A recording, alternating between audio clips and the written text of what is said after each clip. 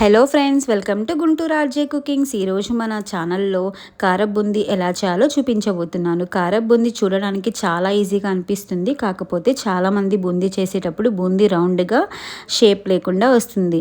అలా కాకుండా ప్రతి బూందీ కూడా పూసలా గుండ్రంగా చాలా క్రిస్పీగా రౌండ్గా వచ్చేలా ఎలా చేయాలో టిప్స్తో ఈ వీడియోలో చూద్దాం రండి. ముందుగా ఒక మిక్సింగ్ బౌల్లోకి 1 కప్పు శనగపిండిని తీసుకోండి. ఇలా జల్లించి తీసుకోండి. ఏమైనా గడ్డలు ఉండలు ఉంటే పడేసేయండి. ఇలా జల్లించడం వల్ల ఈ బూందీ అనేది చాలా గుల్లగా వస్తుంది. సూపర్ టేస్టీగా వచ్చిందండి. మీరు కూడా తప్పకుండా ఈ టిప్స్తో ఒకసారి ట్రై చేయండి. ఇలా వీడియోలో చూపించినట్లు బాగా జల్లించుకోవాలి. అదేవిధంగా ఈ బూందీ చేసేటప్పుడు మనం తీసుకునే ప్యాన్ మందంగా ఉండాలి. ఇలా వీడియోలో చూపించినట్లు మనం ఈ శనగపిండిని జల్లించుకోవాలి. మిగతా వచ్చిన పిండిని మనం పడేసేయాలి. అదేవిధంగా ఇందులోకి 2 టేబుల్ స్పూన్ బియ్యం పిండి వేసుకోవాలి. అలానే కొంచెం సోడా వేసుకోవాలి, వంట సోడా. అలానే ఒక 1/2 టేబుల్ స్పూన్ ఉప్పు వేసుకొని ఇలా మనం కలుపుకోవాలి. ఇందులోకి మనం బియ్యం పిండి వేసుకోవడం వల్ల ఎక్స్ట్రా క్రిస్పీగా వస్తాయండి మన బూందీ అనేది. అలానే కొంచెం కలర్ కోసం మనం పసుపు వేసుకోవాలి. ఇంట్లో ఉండిద్ది కదండి నార్మల్ పసుపు, అదే వేసుకోవచ్చు. లేకపోతే ప్యాకెట్ పసుపు కూడా వేసుకోవచ్చు. వేసుకొని ఈ డ్రై ఇంగ్రీడియంట్స్ అన్నీ మనం ఇలా వీడియోలో చూపించినట్లు కలుపుకోవాలి. అలానే కొంచెం వాటర్ వేస్తూ ఈ మనం బూందీ పిండిని ఇలా కొంచెం తిక్కగా కలుపుకోవాలండి. మరీ జారుడుగా ఉంటే బూందీ షేప్ అనేది సరిగ్గా రాదు. ఇలా ఈ కన్సిస్టెన్సీ వస్తే సరిపోతుంది.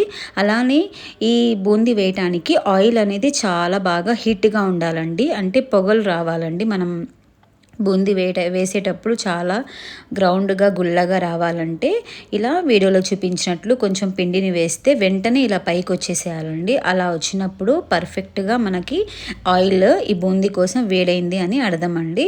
ఇలా వేసిన తర్వాత మనం ఒకసారి టెస్ట్ చేసుకోవాలి. ఫస్ట్ కంపల్సరీ మనకి వేడిగా ఉండాలండి. ఇలా వేడిగా ఉంటేనే ఆయిల్ మనకి బాగుంటుంది.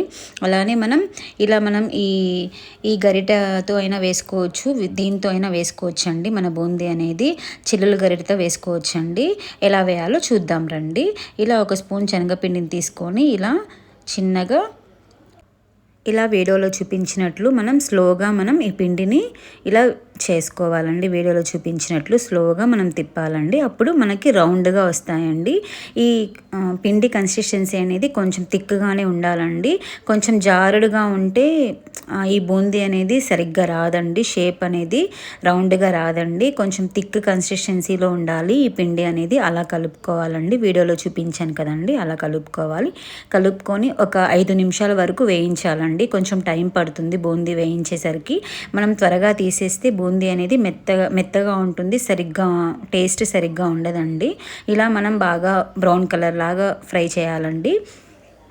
ఇలా ఫ్రై చేస్తేనే మనకి బాగా మంచిగా ఉంటాయండి, కరకరలాడుతూ ఉంటాయి బూందీ అనేది. ఇలా వీడియోలో చూపించినట్లు ఉండాలండి.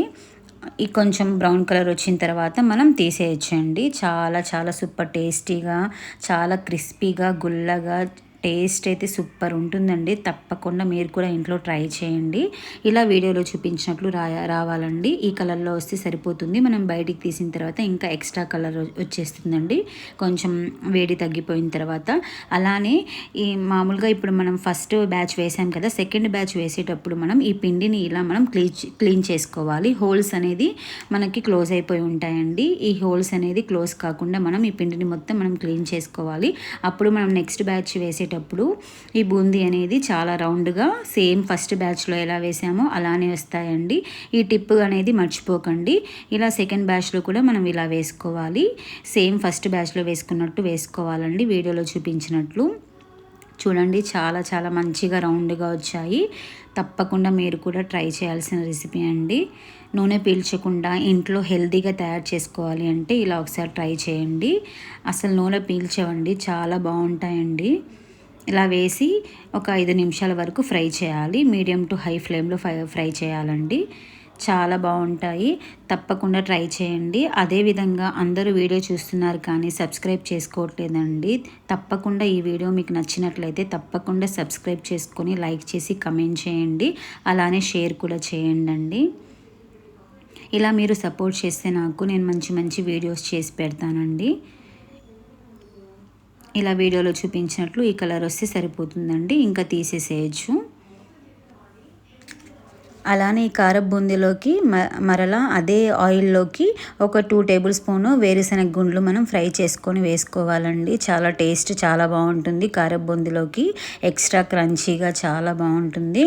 అలానే ఇలా గోల్డెన్ బ్రౌన్ వచ్చేంత వరకు మనం ఈ శనగకాయని మనం వేసుకొని మనం ఇలా బూందీలోకి యాడ్ చేసుకోవాలి. అలానే మరలా ఒక 10 లేదా 11 వరకు మనం కాజుల్ని తీసుకొని ఇలా బ్రౌన్ కలర్ వచ్చేంత వరకు వీటిని కూడా వేయించి ఈ ఆయిల్ మనం పక్కన తీసి పెట్టుకోవాలి. ఈ జీడిపప్పు వేస్తే చాలా బాగుంటుందండి కారపు బూందీలోకి. ఇలా వీటిని కూడా వేసి మనం బూందీలోకి యాడ్ చేసుకోవాలి. అలానే మనము కొంచెం ఒక 5 లేదా 6 వెల్లుల్లి రెబ్బల్ని మనం ఇలా కచ్చాపచ్చాగా చేసుకొని ఇలా ఫ్రై చేసి వేసుకోవచ్చండి. కావాలి అనుకున్న వాళ్ళు కరివేపాకు కూడా వేసుకోవచ్చండి. అంటే కొంతమంది కరివేపాకు తినరు కదండి, ఇష్టం ఉన్న వాళ్ళు ఫ్లేవర్ నచ్చితే కరివేపాకు కూడా వేసుకోవచ్చు. ఈ వెల్లుల్లి కూడా ఇలా వేయించి బాగా ఈ వెల్లుల్లిని కూడా వేసుకోవాలండి. వేసుకొని అలానే ఇందులోకి ఒక టీ స్పూన్ కారం వేసుకోవాలండి. అలానే ఒక 1/2 టేబుల్ స్పూన్ ధనియాల పొడి వేసుకోవాలి. ధనియాల పొడి వేసుకొని అలానే కొంచెం 1/4 టేబుల్ స్పూన్ జీలకర్ర పొడి వేసుకోవాలి. అలానే కొంచెం సాల్ట్ వేసుకోవాలి. అంటే పిండి కలిపేటప్పుడు వేసుకున్నాం కదండి సాల్ట్, ఇప్పుడు చూసుకొని మనం టేస్ట్ చూసుకొని వేసుకోవచ్చు. వేసుకొని ఇలా బాగా కలుపుకోవాలి. అంటే బూందీకి ఈ మసాలాలు పట్టేంత వరకు బాగా కలుపుకోవాలి.